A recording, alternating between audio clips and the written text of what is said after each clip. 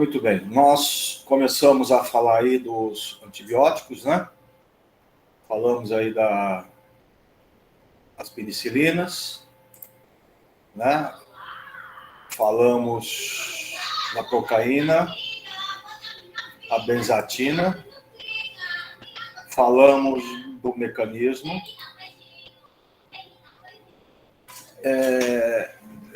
Um minutinho só. Pô, tô dando aula.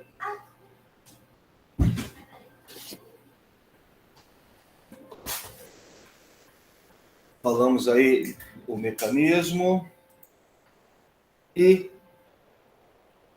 uma coisa que acontece com os antibióticos, né? Isso de uma forma geral com todos, é a resistência, né? E isso que acaba complicando muito o uso dos antibióticos.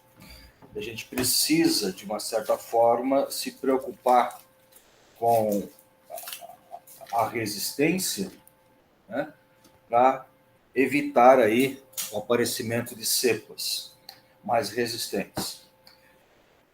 Com as penicilinas, um dos mecanismos de resistência é que a penicilina ela acaba sendo inativada por enzimas beta-lactamases. Então, as bactérias aprendem a se defender. O que seriam essas beta-lactamases?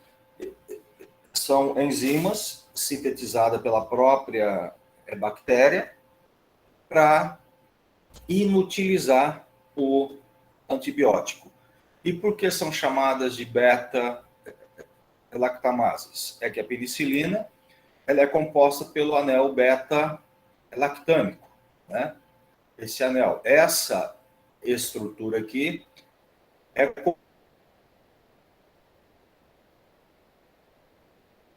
comum às penicilinas. Tanto que a classe que a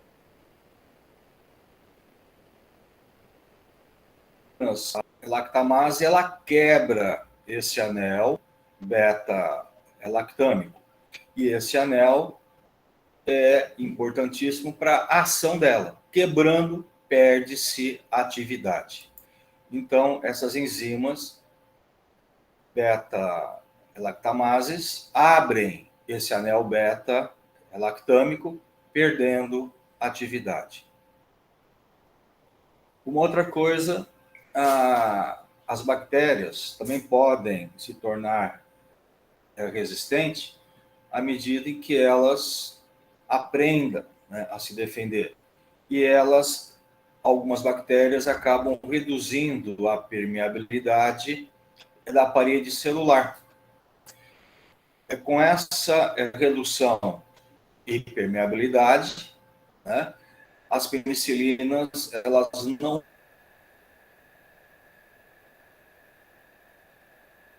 conseguem entrar na parede e se ligar aos seus sítios. Fica impossível de manter a atividade. Uma outra forma também de resistência que algumas bactérias fazem, elas alteram as proteínas ligadoras. Elas modificam essas proteínas aonde a penicilina se liga, né, na parede. Aí, mesmo que a penicilina chegue lá, entre na parede, mas ela não consegue se ligar pela modificação dessas proteínas. Isso acontece muito com o Staphylococcus aureus. Então, aí você não consegue pegar. Certo? Então, aí são os principais meios de resistência. Já falou aqui e tal. A cinética. As penicilinas, né, elas são instáveis em meio acentuadamente ácido ou básico, a gente já comentou isso. entretanto, é estável e aumenta a sua atividade em meio ligeiramente ácido, então, em processo inflamatório, né? Nesses processos, o pH se torna ligeiramente ácido, mas muito pouco ácido. A absorção oral é pequena e irregular. Então, é por isso que a penicilina só é usada em via parenteral. A intramuscular é absorvida rapidamente, mas sua eliminação também é rápida, em 4 horas. A penicilina, a natural, ela é utilizada intravascular de forma gota a gota, dissolvida em soro glicosado ou soro fisiológico. Você consegue manter aquele soro, né, por mais tempo e mantendo a atividade dela por mais tempo. Tá? Isso, a penicilina G natural. Tá? A procaína, ela tem já uma ação mais prolongada em relação à natural. Administrada intramuscular, tem uma absorção mais rápida e eliminação lenta. Estão disponíveis em ampolas contendo 300.000 unidades de penicilina G, procaína, e 100.000 de penicilina cristalina, a natural, para obter níveis mais rápidos no sangue. Foi o que eu expliquei isso na última aula, né?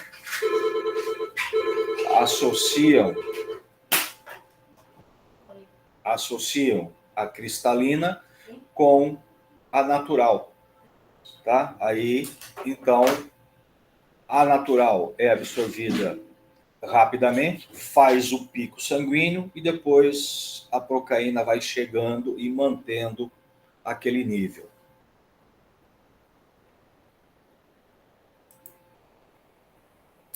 A benzatina, que a gente já falou também, é pouco solúvel, administrada intramuscular, capaz de manter níveis plasmáticos de 21 a 30 dias, dependendo da dose utilizada. Vale salientar a penicilina, a benzatina, tá?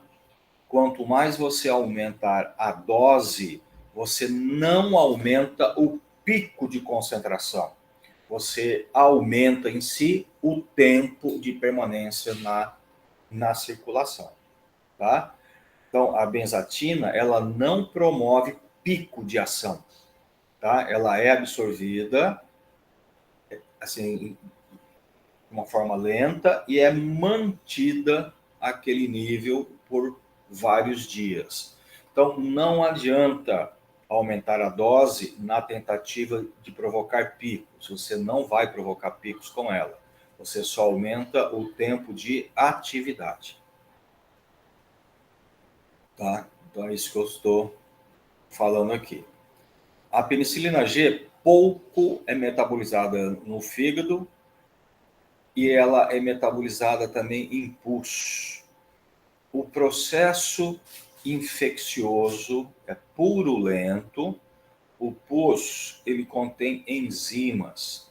E essas enzimas presentes nessas infecções purulentas, né, abscessos, tal, degrada a penicilina.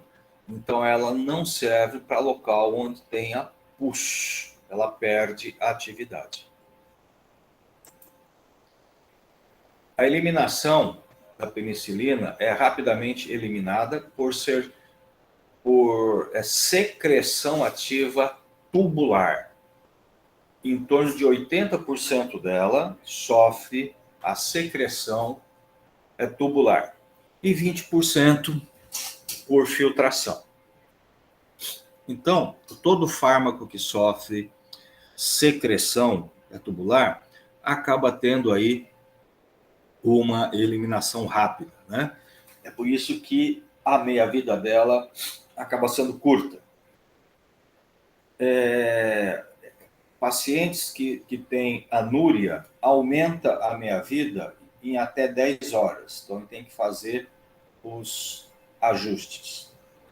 Existe uma substância que já foi bastante utilizada hoje, ou nem tanto, chamada probenicida. A probenicida, ela é uma substância que inibe a secreção tubular. Então, a probenicida era utilizada, associada à penicilina, para prolongar o tempo de ação, tá? Porque ela evitava a secreção. E como a penicilina sofre 80% dela eliminada por secreção, se eu inibir a secreção, eu prolongo muito a meia-vida.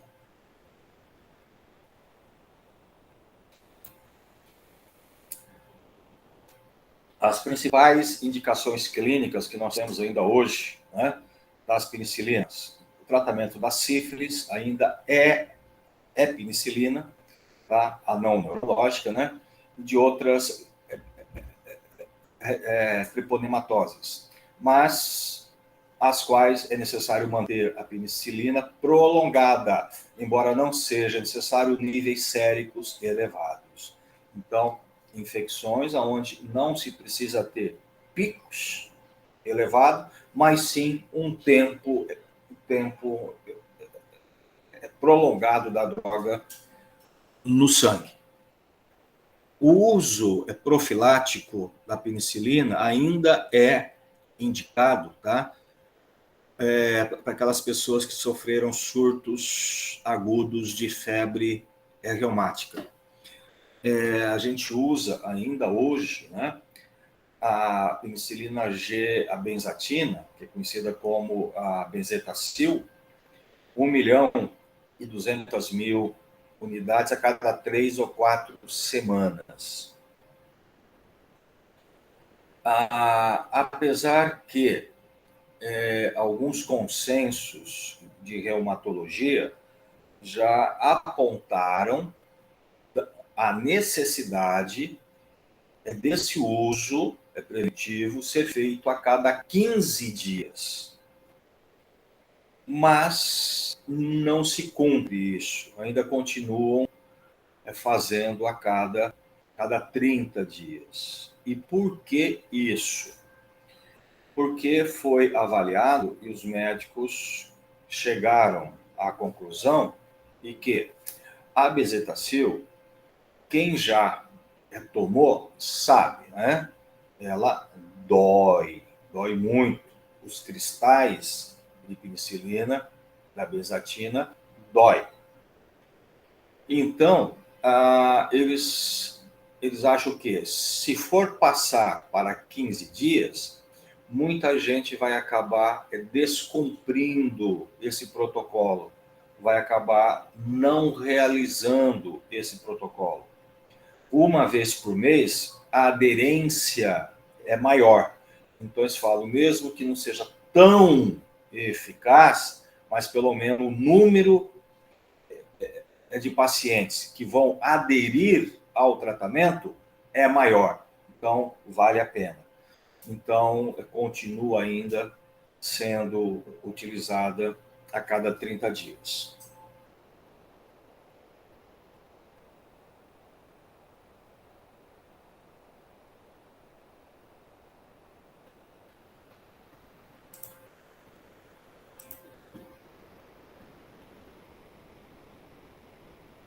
A benzatina, ela não deve ser utilizada em tratamentos onde se requer picos de ação.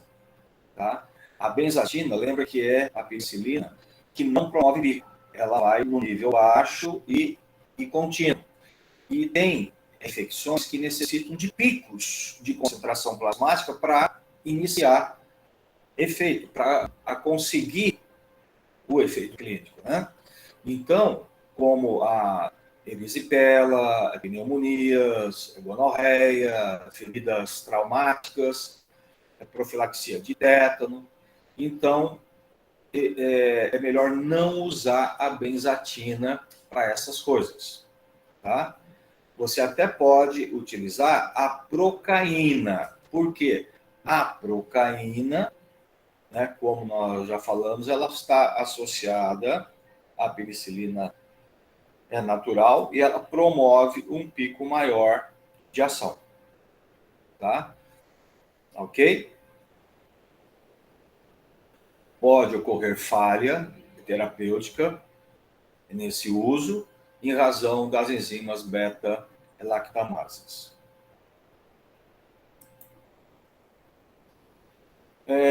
A procaína ela pode ser utilizada em pneumonias pneumocócicas comunitárias. Já foi bastante utilizado para isso, gente, inclusive em criança.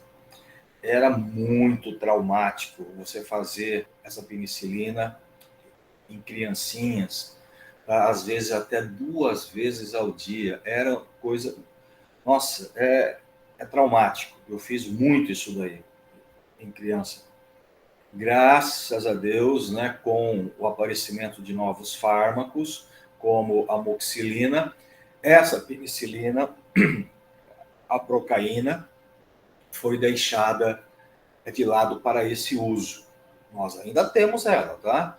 Mas a gente usa mais hoje a amoxicilina, que é por via oral, né? Aí você não leva a esse trauma, que é usar essa injeção em criança, né? Que dói barbaridade e é muito complicado. Mas nós já utilizamos muito.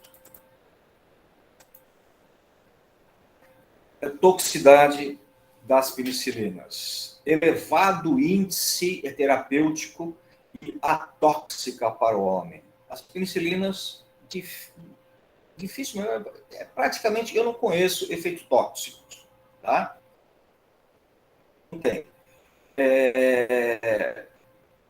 Quando você usa a oral, que a gente vai falar que agora temos, né, as penicilinas e tal, os derivados orais, pode daí problemas gastrointestinais, né, por combater a nossa flora intestinal, né? Então, você acaba tendo diarreia, tal, essas coisas.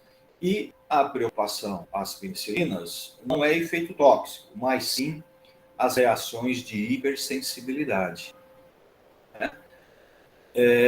E essas reações de hipersensibilidade pode acontecer em até 10% das pessoas que fazem uso das penicilinas. E já foi registrado casos de morte em 0,02% desses pacientes hipersensíveis. Né? As reações de hipersensibilidade após administração oral, tópica ou sistêmica de vários tipos de penicilinas. Obviamente, quando você usa uma via oral, uma via tópica, tá? Tem de ser muito mais ameno. Quando você usa a via parenteral, sistêmica, é perigoso, né? Muito perigoso. E nós tínhamos as reações de hipersensibilidade imediatas. Essas são as mais perigosas, né? Você faz a administração, a penicilina, ou a procaína, a benzatina, ou a própria penicilina natural, que é via sistêmica, né, parenteral, em meia hora, tá, você tem uma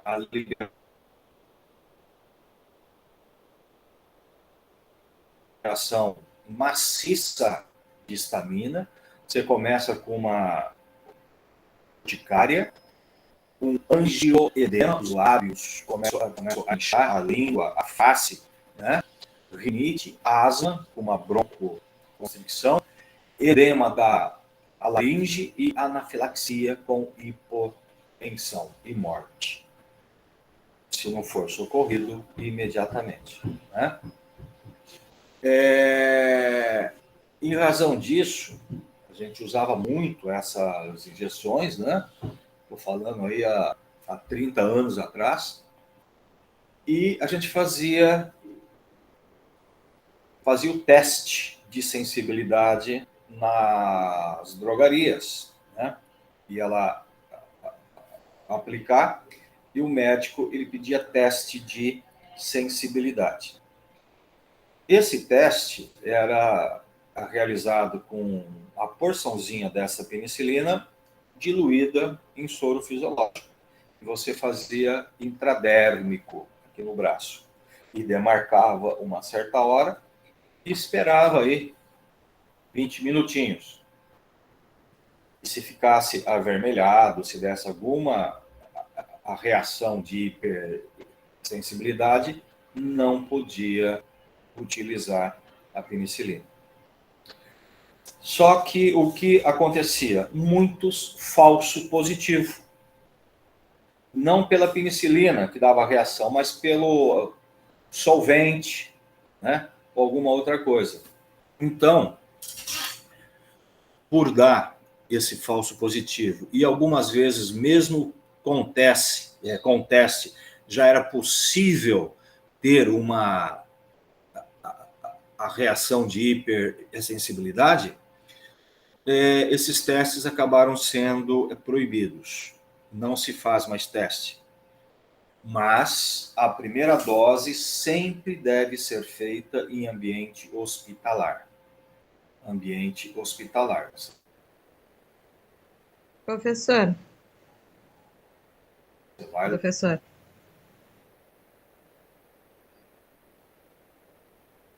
lá.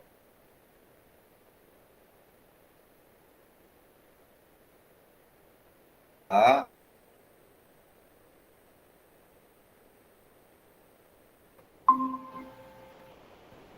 Oi. Perdeu a conexão? O pessoal voltou?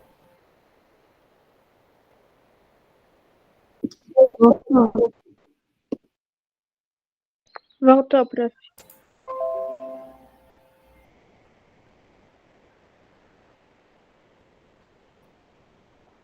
Oi? Tá normal? Voltou? Voltou, mas está atrasado. Não sei se é só para mim.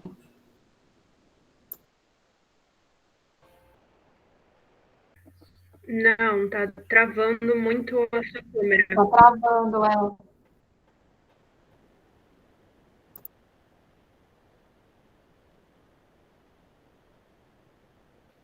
Claro.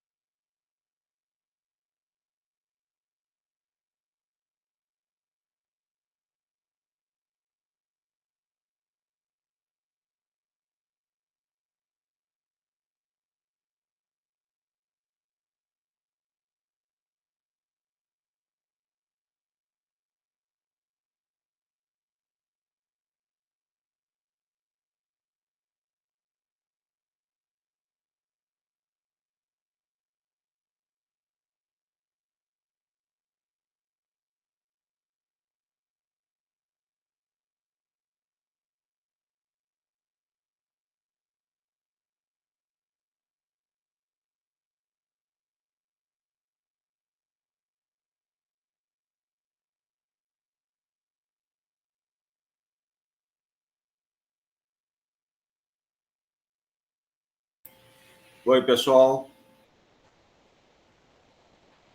Voltou? Oi, professor. Voltou? Voltou sim, professor. Voltou. Eu não sei o que houve. Caiu alguma... Eu tenho duas internet aqui. Caiu de novo? Não. Não. Tá tudo certo.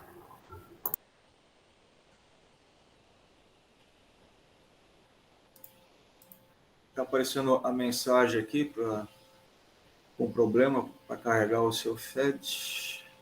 Verificar opção, pode estar offline ou... Tá, pô. Não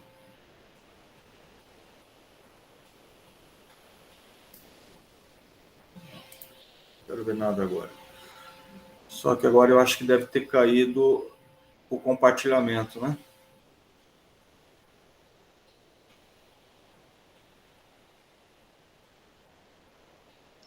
Prof, tem que compartilhar de novo.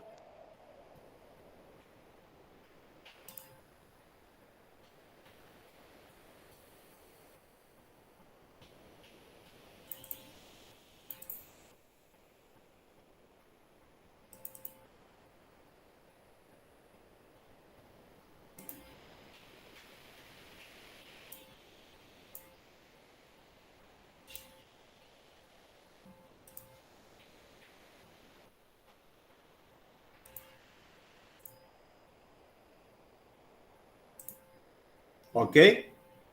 Voltou? Voltou. Voltou. Beleza, então. Ah, mas... Tá gravando? Tá, né? Tá gravando, né? Tá. Ok. Então, vamos lá. Nós paramos aqui, né? Então, gente, essa reação de hipersensibilidade que é mais perigosa. Como eu disse, acho que até eu falei, né? Foi proibido os testes, né? E a primeira dose tem que ser feita sempre em ambiente hospitalar.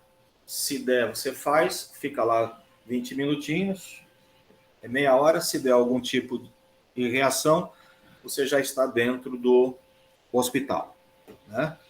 Então, essa é a mais perigosa. Existe as reações de hipersensibilidade, que são chamadas aceleradas, e são menos perigosas. Ela pode aparecer de 1 a 72 horas. Né? Então, é uma reação mais lenta, né? Também vai aparecer com edema, eritema, urticária, essas coisas todas. Mas é menos grave, ela é mais lenta. E agora tem uma que é a mais frequente, tá? Que é a tardia. E muita gente não consegue, às vezes, associar. Veja, ela começa com erupções, urticárias, tal, só que ela vai aparecer após dias ou semanas.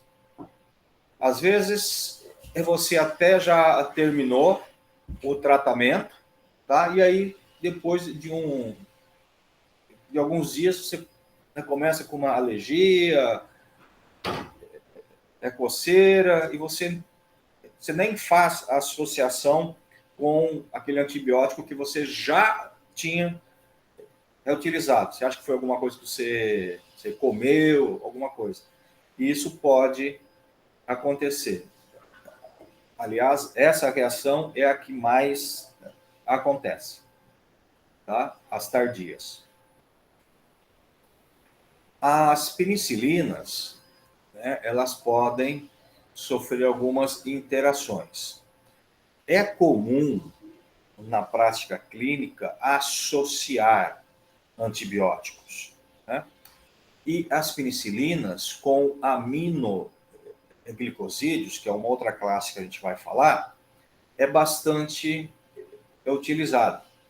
E as duas são administradas por via parenteral. Só que essas duas substâncias não podem ser administradas juntas no mesmo soro, nem no mesmo equipo. Elas não podem entrar juntas. Tá? Por quê? Se elas se encontrarem, elas sofrem uma reação covalente, elas se precipitam, elas se inativam. Tá? Então, as penicilinas e aminoglicosídeos não podem ser administradas juntas. Né?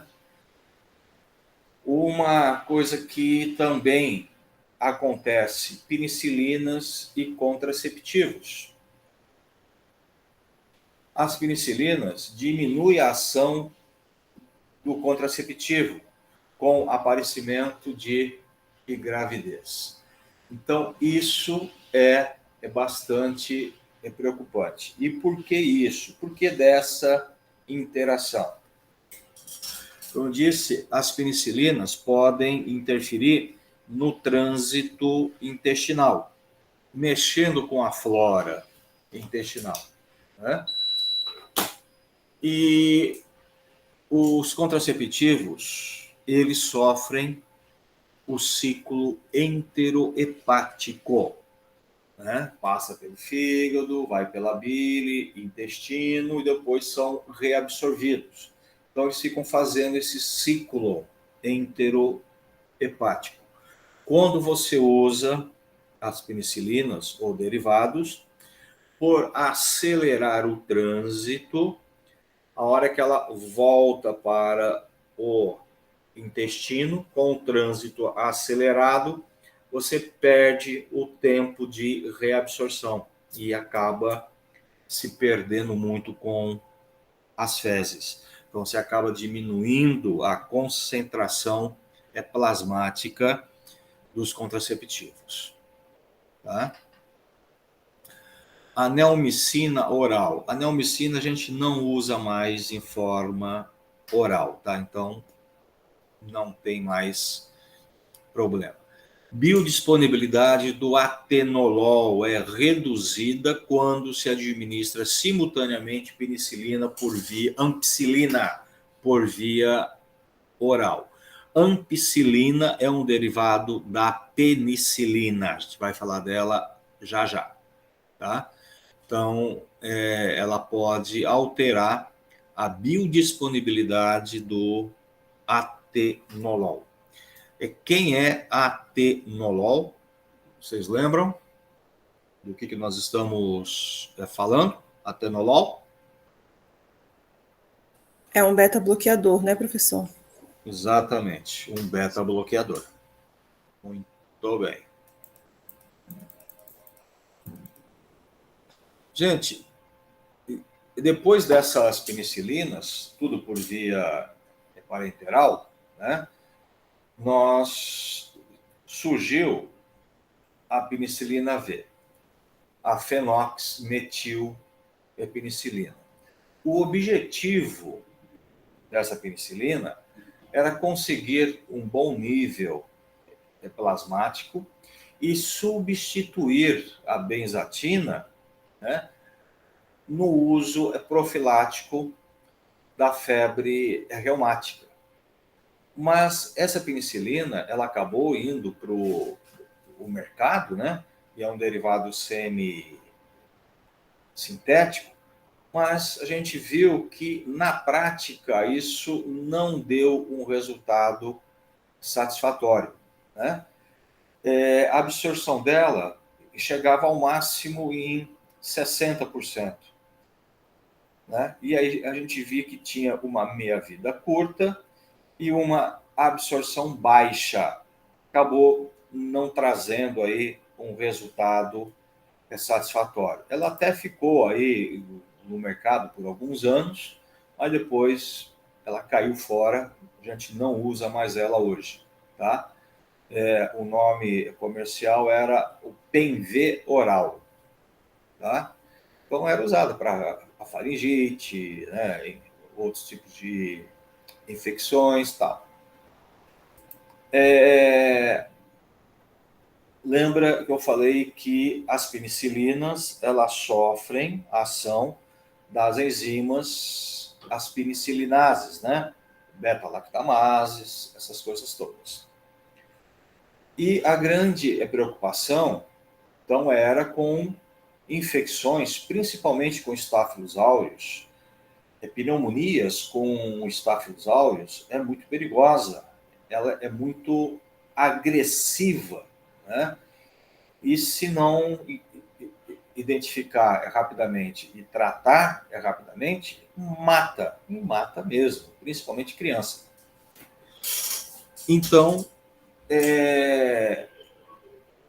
os laboratórios tentaram, né, desenvolver substâncias que fossem resistentes a essas penicilinas.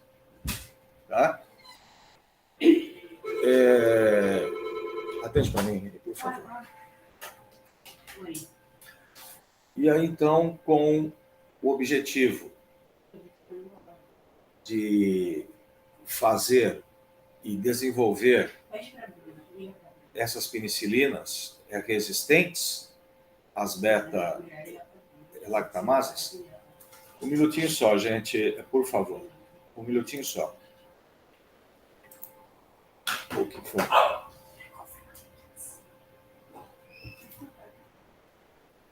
Cadê o Bruno?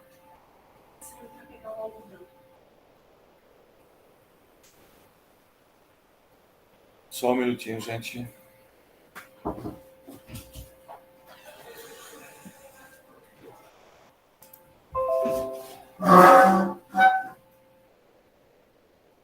Quanto? 8799? Se for, ok. É 8799?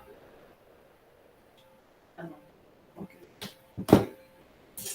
Então, aí com esse objetivo, né, chegaram a meticilina e a oxacilina. Tá? A oxa é no comércio conhecido como Staphylococcus N. Então, essas substâncias são resistentes à ação dessas beta-lactamases. Então, isso veio ser a salvação, né, para o tratamento aí de infecções por agentes resistentes a essas penicilinases. Sensíveis, quer dizer, né?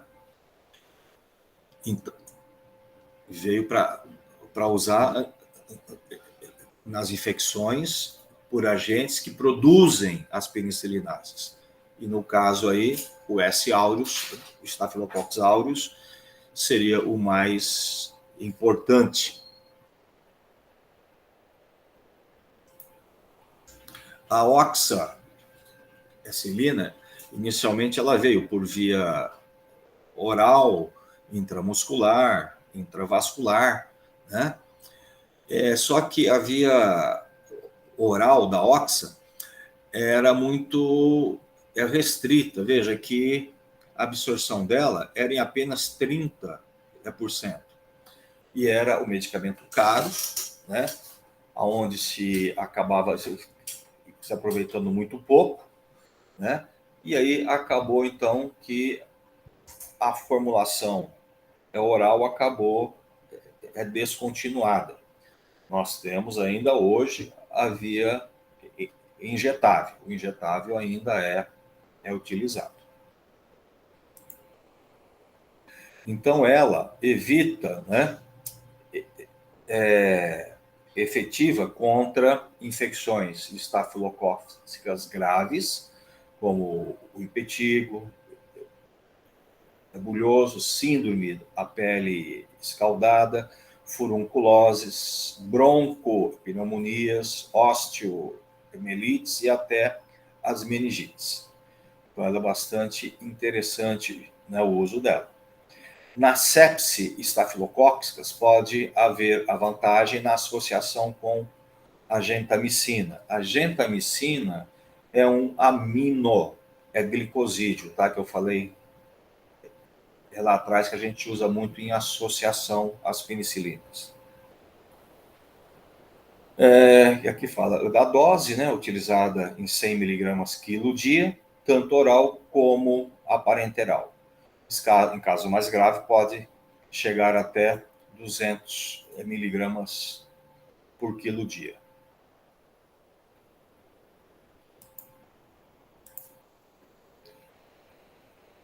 E aí começaram a pesquisar, né? E aí começou a surgir outros fármacos derivados da penicilina. Aí que surgiu a ampicilina. A ampicilina surgiu antes da amoxicilina. A amoxicilina é bastante famosa hoje, né? Mas antes dela a gente utilizou muito a ampicilina. E ainda tem, tá? A ampicilina, ela tem uma certa estabilidade em meio ácido, tem efeitos sobre as bactérias gram-positivas e gram-negativas. Se ela tem estabilidade em meio ácido, então quer dizer que você pode utilizar por via oral. Essa era a grande vantagem dela quando ela veio para o comércio. Inativada por penicilinases estafilocóccicas e por beta-lactamases de bacilos gram-negativo. Então, também tem o problema aí, né, da resistência. O mecanismo é semelhante à penicilina G, porque ela é um derivado epicilinâmico. Então, ela também age a nível de parede celular, né? E sua potência é menor que a penicilina G. Tá? A resistência bacteriana à ampicilina vem crescendo muito, sendo utilizada hoje em associação ao inibidor de beta-lactamases. Veja, então, esses antibióticos eles começaram a ser bastante utilizados e começou a ter também o uso abusivo, né, de antibióticos, porque sempre foram de venda livre. E aí, as cepas resistentes às penicilinas foram aumentando. E o principal grau de resistência é a produção dessas beta-lactamases. Aí, o que a indústria fez? A indústria começou a sintetizar substâncias capazes de inibir a beta-lactamase. Só que foram desenvolvidos alguns inibidores de beta-lactamases. No caso das ampicilina, o que deu certo para fazer essa associação foi o sulbactam. Por que sulbactam? Porque ele é um inibidor de beta-lactamase e possui as características cinéticas semelhantes à ampicilina. Porque a ampicilina tem aí uma meia-vida de aproximadamente 6 horas e o sulbactam a mesma coisa. Então, eles podem ser associados.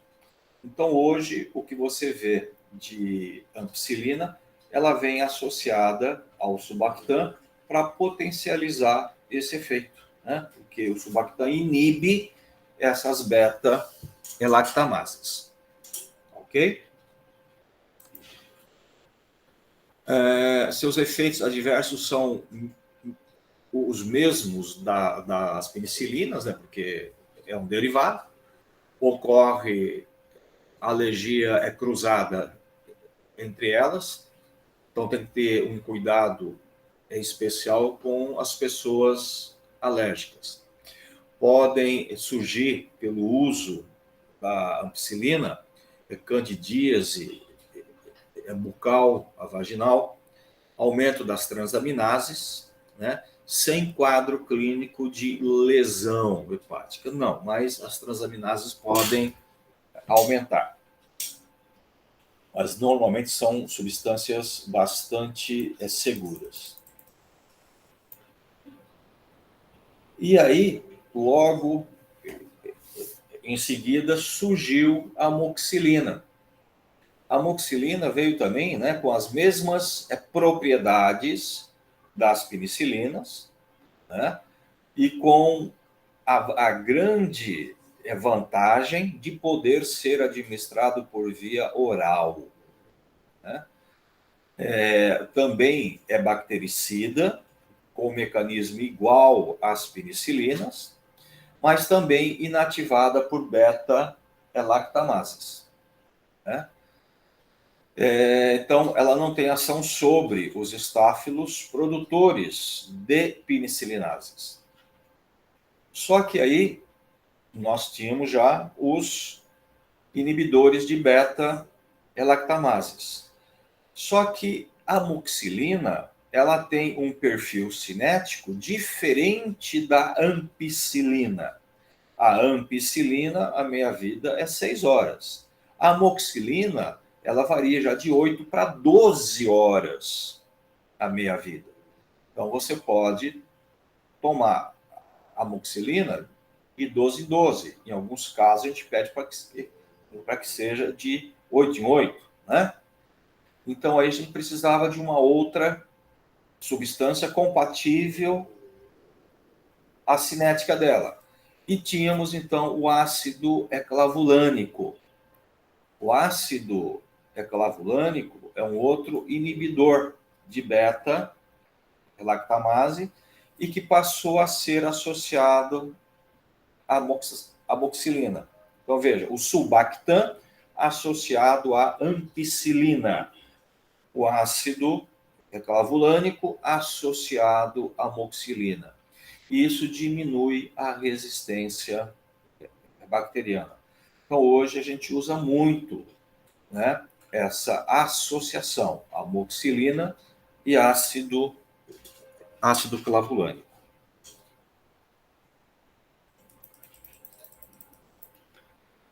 E o duro que para algumas infecções que a gente usava muito, né, amoxicilina e ácido clavulânico, hoje já está também resistente. A gente usava muito para infecções aéreas superiores, sinusite, né, para essas coisas. E isso já está resistente. Hoje eles estão preferindo substituir a amoxicilina com ácido clavulônico pela azitromicina. A azitromicina vem substituindo essa formulação para garantir mais eficácia. Bom, a amoxicilina, então, sua vantagem sobre a ampicilina é sua boa absorção, é melhor do que a ampicilina, níveis séricos estáveis e elevados, sem interferência com a alimentação. Então, essa amoxicilina, ela começou a ganhar muito no comércio sobre a ampicilina. Então, a ampicilina, ela começou a deixar de ser utilizada e foram usando muito a amoxicilina. E veja, a manutenção de concentração terapêutica ativa por 8 a 12 horas. Então, isso é muito bom, enquanto a ampicilina é 6 horas. Então, dose diária reduzida comparada à ampicilina. A ampicilina, em 24 horas, você tem que usar 4 comprimidos.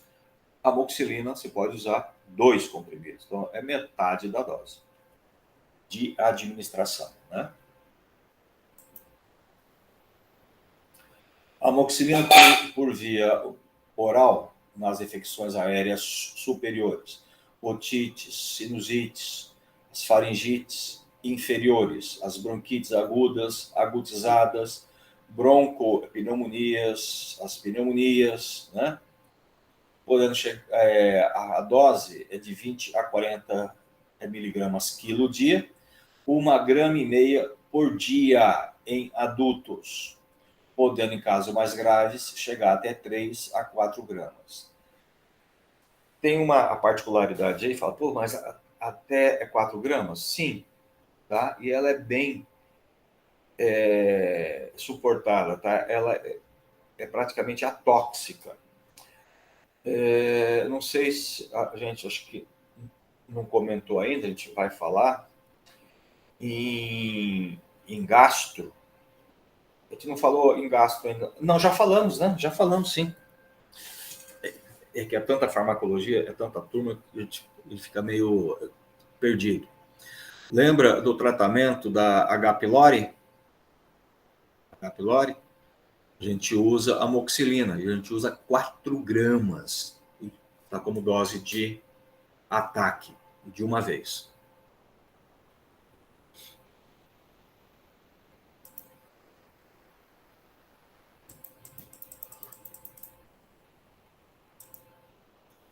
Então, aqui só alguns exemplos, né? A penicilina G, a cristalina, né?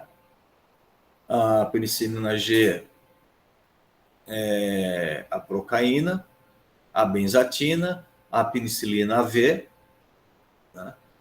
A oxacilina, cicloxacilina, praticamente não, só ambiente é hospitalar, depois a ampicilina, a amoxicilina e a carbenicilina, tá? Que também praticamente a gente não usa mais.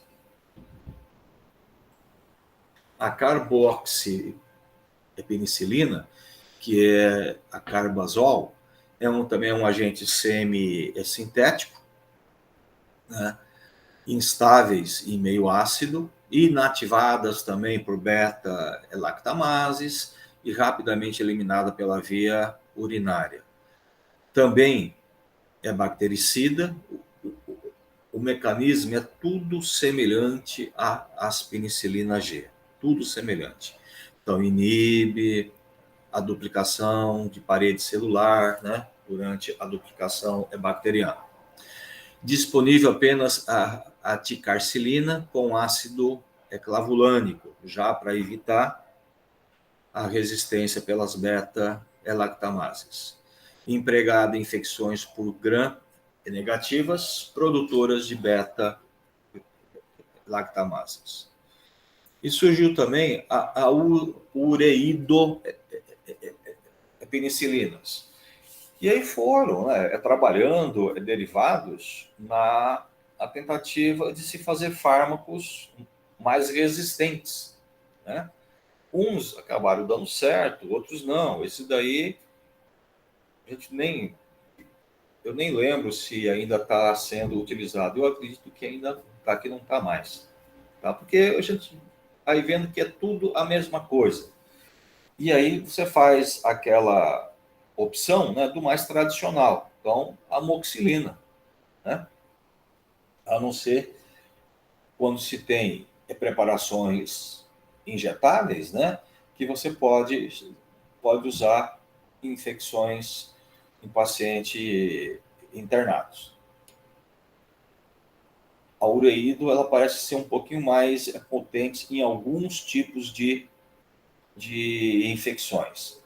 Então, a gente tem aqui ela, né, a piperacilina, em associação com o tazobactam, que é um outro tipo de inibidor de beta-lactamases.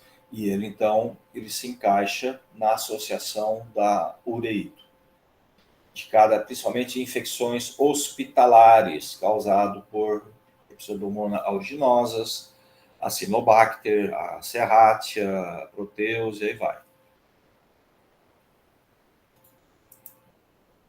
A piperacilina está indicada em dose de 200 a 300 mg dia quilo, de 4 em 4 ou de 6 em 6 horas, via intravenosa e sempre administrado em infusão lenta. Esses fármacos têm que ser administrados lentamente para não produzir irritação no endotélio vascular. O ácido clavulânico, que acaba sendo um inibidor, né, de beta-lactamase mais utilizado, é um derivado beta-lactâmico também, tem uma fraca atividade antibacteriana. Então, ele também tem atividade, mas o uso dele principal é para combater as beta-lactamases, tá? Então, ele tem uma grande capacidade de inibir as beta-lactamases, tá? Então, ele é bastante utilizado, gente. Então, associados com amoxicilina principalmente. O Subactam e o Tazobactam são outros inibidores de beta, também usados em associação com ampicilina e piperacilina. Então, aí a gente termina esse quadro de penicilinas. Então, o que eu quero que vocês mentalizem, tá? dessa parte, tá? As penicilinas, tudo veio da penicilina G, a natural, né? E que ainda é usada somente por via parenteral, meia-vida curta, e na tentativa de aumentar a meia-vida, né, de se fazer com outras vias, começaram a surgir a procaína, a benzatina, mas tudo penicilina G, tudo é natural, associada à procaína, associada à benzatina, ok? Depois começaram a surgir as orais, né? Então aí veio a penicilina V, aí depois veio a oxacilina, que é a resistente às beta-lactamases. Depois veio a ampicilina, o primeiro derivado mesmo usado por via oral, com um significado clínico bom, né? Só que de meia-vida curta, sensível às beta-lactamases. Aí começaram a utilizar associado a inibidores de beta-lactamases, né? Aí depois veio a amoxicilina. A amoxicilina é que veio realmente revolucionar, né? Veio com a meia-vida boa, podendo ser usado até a cada 12 horas, uma excelente absorção oral, manutenção de um nível sérico ótimo. Então, ela começou a ser utilizada. Começaram a aparecer as resistências, começaram a associar ela ao ácido clavulânico para combater a resistência. E é o que a gente usa aí ainda hoje, certo? Depois vieram outras penicilinas de menor interesse. Então, o que nós temos aí de interesse clínico bom, ainda hoje, em termos de penicilinases, é a amoxicilina. E a oxacilina, que é resistente às beta-lactamases. Tudo bem, gente? Tudo bem, professor. Dúvidas, perguntas, curiosidades? Professor, Sim. no caso de um paciente, ele está fazendo tratamento com o uso de penicilina, e no caso dele usar o beta-bloqueador atenolol, no caso, ele vai ter que tomar uma outra medicação esse período? Então, se ele está hospitalizado, provavelmente ele está tomando por via parenteral. Apesar, tá, de poder interferir na absorção, porque mexe com o trânsito, né? Aí o médico é que vai ter que avaliar. Normalmente, se começar a perceber a diminuição de efeito, o que pode ser feito é aumentar a dose, tá, do atenolol, tá? Porque se está reduzindo o efeito, porque está tendo a menor absorção. Então, você pode fazer a opção de aumento de dose, a corrigir o efeito farmacológico. Entendi, professor, obrigada. Tá?